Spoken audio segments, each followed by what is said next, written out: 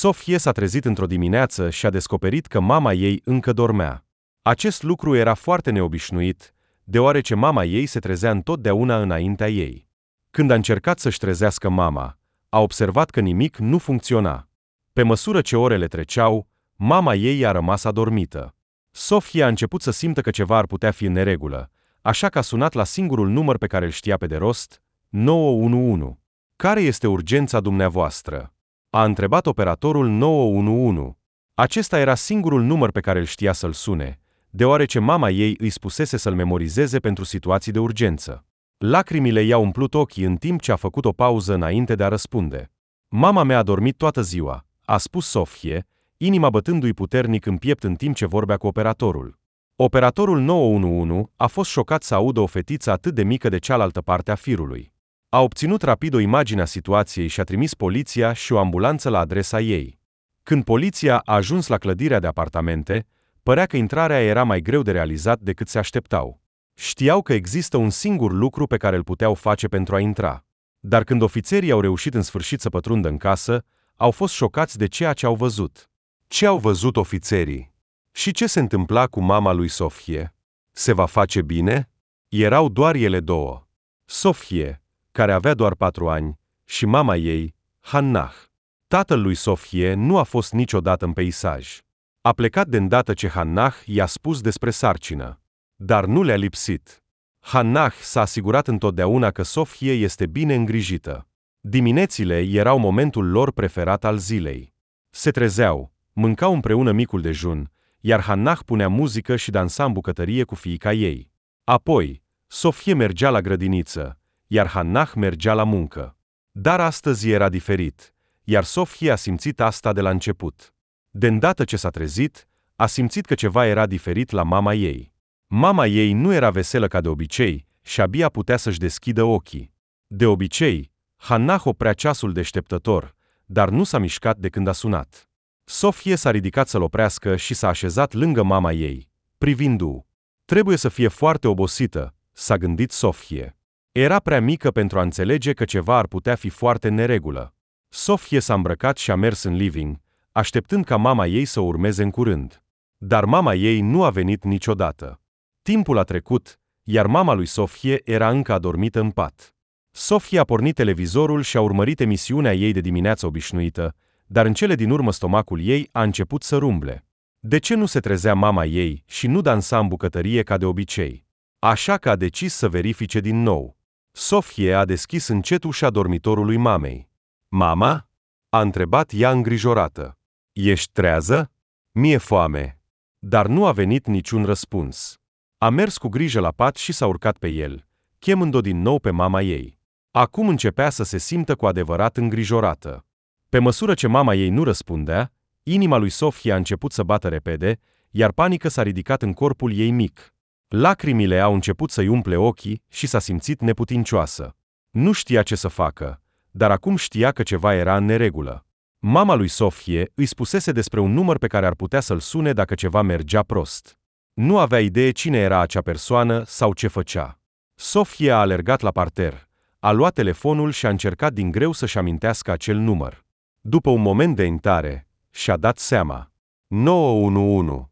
Cu degetele tremurând, a format numărul și a ținut telefonul aproape de ureche în timp ce se întorcea la mama ei. Nu te îngrijora, mama, a spus ea. Îți voi aduce ajutor. 911. Care este urgența dumneavoastră? A întrebat un bărbat de la celălalt capăt al firului. Mama mea a dormit toată ziua, a spus Sofie. Bărbatul de la celălalt capăt părea surprins de vocea lui Sofie.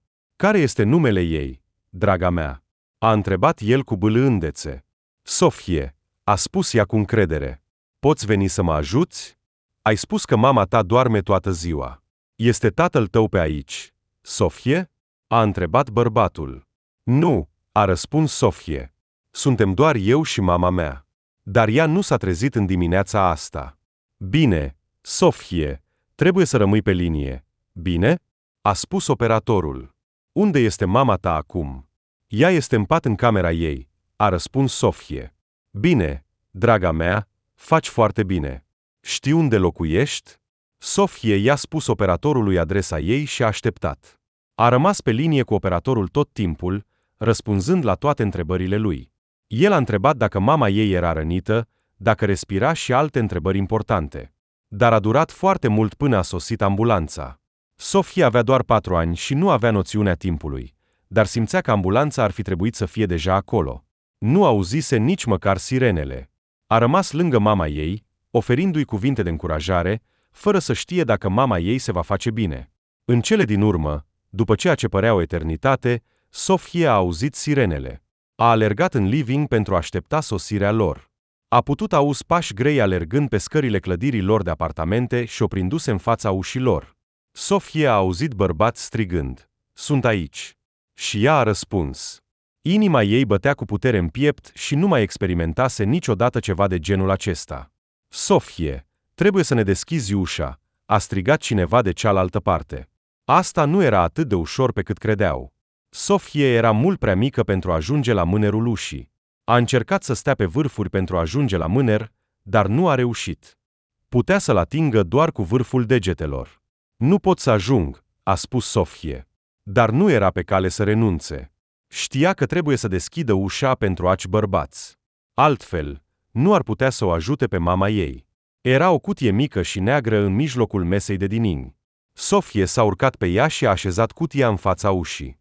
S-a urcat pe ea și a încercat să ajungă la mânerul ușii, dar era încă prea mică. Trebuia să existe ceva ce ar putea folosi, s-a gândit ea. Și dintr-o dată, i-a venit în minte. O masă. Desigur. De ce nu s-a gândit la asta mai devreme? Sophie a alergat repede înapoi la masă și a luat o masă, dar era prea grea pentru fetița mică să o ridice.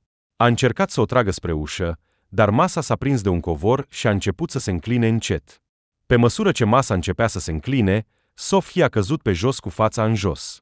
Nu a reușit să se întoarcă suficient de repede pentru a vedea că masa se înclină încet spre ea. Înainte să știe, masa a căzut peste ea.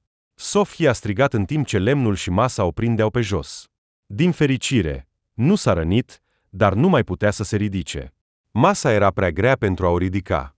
A încercat să se pună în genunchi și să împingă masa cu spatele, dar nu a reușit. "Sophie, ești bine?" a întrebat bărbatul. Puteau auzi zgomotele și strigătele lui Sophie prin ușă. "Sunt prinsă," a plâns Sophie. Se simțea devastată. Mama ei era încă adormită în cameră și tot ce voia era să o ajute. Acum era prinsă sub o masă și nu avea nicio modalitate de a deschide ușa. Poliția știa ce să facă în continuare. "Nu te îngrijora, Sophie. Vom fi cu tine în câteva minute." Dar cum ar intra ofițerii în casă dacă ușa era încuiată? Apoi a auzit ceva. A auzit ofițerii de poliție murmurând afară și părea că câțiva dintre ei se îndreptau din nou spre scări. Mintea mică a lui Sophie a început să se teamă că renunțaseră și erau pe cale să o părăsească. "Te rog, nu mă lăsa," a plâns ea. "Nu te vom părăsi, draga noastră," a răspuns un ofițer. "Ne întoarcem doar să luăm câteva provizii de la parter. Ține-te bine și nu te teme. Vei auzi un zgomot puternic în câteva secunde. Ascultă cu atenție și încearcă să rămâi cât mai calmă posibil." "Bine, Sophie," a spus un alt ofițer. "Acoperă-ți urechile, Sophie." Sophie și-a închis ochii și și-a pus mâinile peste urechi. Nu avea idee ce urma să se întâmple, dar avea încredere că ofițerii erau acolo pentru a o ajuta. Inima ei bătea în piept și, dintr-o dată, ofițerii au început să numere de la 3 la 1. Un zgomot puternic a răsunat prin living, făcând podeaua să vibreze puțin. Sophie era pe cale să-și ridice mâinile de pe urechi, când un alt zgomot a lovit apartamentul lor.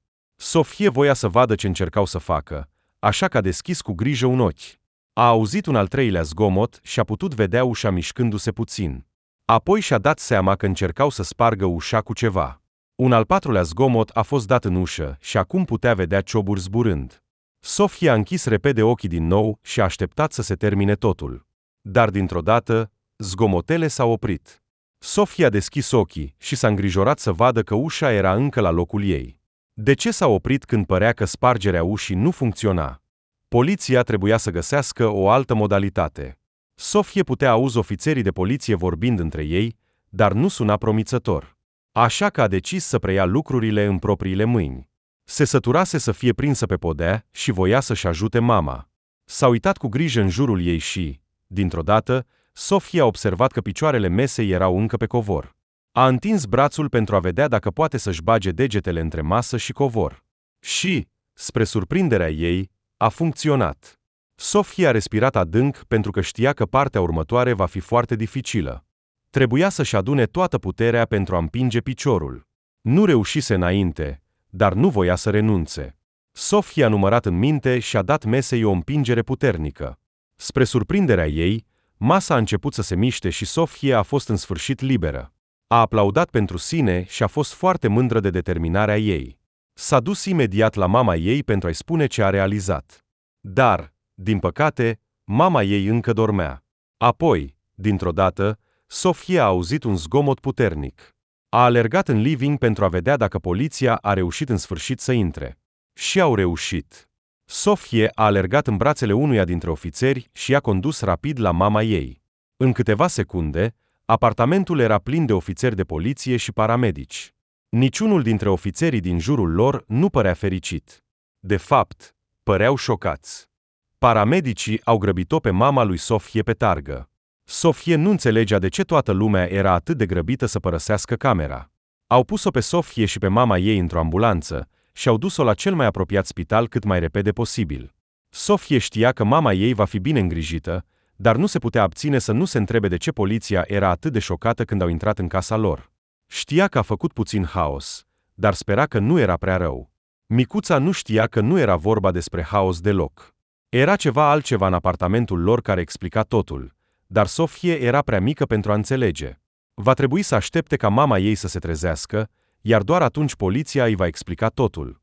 La spital, au conectat-o pe mama lui Sofie la diverse mașini, care păreau terifiante pentru Sofie. Nu avea idee ce erau aceste mașini. Din fericire, bunica lui Sofie a sosit curând după ce au contactat-o și i-au cerut să vină. Sofie a fost încântată să vadă o față familiară după o zi atât de agitată. A alergat la bunica ei, s-a cuibărit în brațele ei și i-a spus totul. Lucrurile nu păreau să se îmbunătățească pentru Hannah, dar după câteva ore, ea a început să se trezească încet.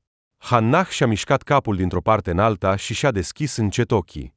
Era foarte confuză în legătură cu ceea ce se întâmplase și nu și-a dat seama că era în spital la început, dar Sofie i-a spus cu mândrie cât de curajoasă a fost și că ea a fost cea care a sunat la 911.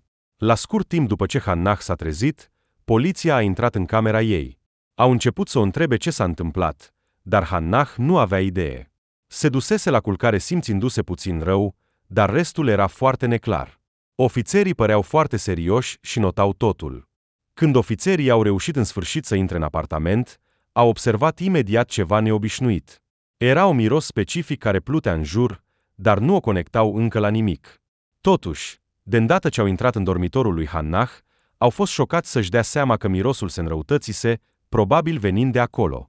Au investigat imediat situația și au găsit mucegai crescând în spatele patului, în spatele dulapului și în unele colțuri ale tavanului.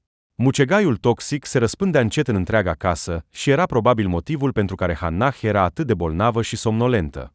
Mucegaiul era toxic, iar dacă Sofie nu ar fi sunat la 911, ar fi putut fi foarte rău pentru amândouă. Hannah era foarte mândră de fiica ei pentru că a gestionat situația atât de bine și se simțea vinovată că nu a observat mucegaiul mai devreme. Sofie a fost, de asemenea, verificată pentru orice simptome, dar din fericire era perfect sănătoasă. Medicii nu au putut explica de ce mucegaiul a afectat-o pe Hannah și nu pe Sofie, dar erau ușurați că a fost așa. De îndată ce Hannah a început să se simtă mai bine, a sunat la conciergeul clădirii pentru a explica situația. Nu era nicio modalitate să se întoarcă dacă mai era mucegai în interior. Proprietarul clădirii de apartamente a fost șocat să audă ce s-a întâmplat și a verificat imediat celelalte apartamente pentru mucegai.